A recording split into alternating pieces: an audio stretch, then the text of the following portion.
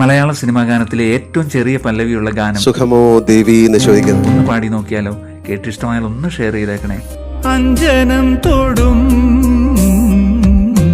കുഞ്ഞു പൂക്കളും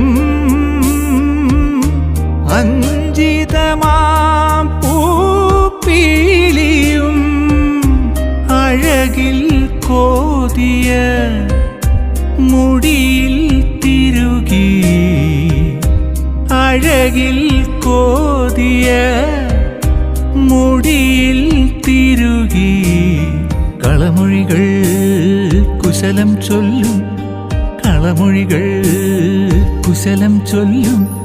സുഖമോ ദേവി, സുഖമോ ദേവി, സുഖമോ ദേവി.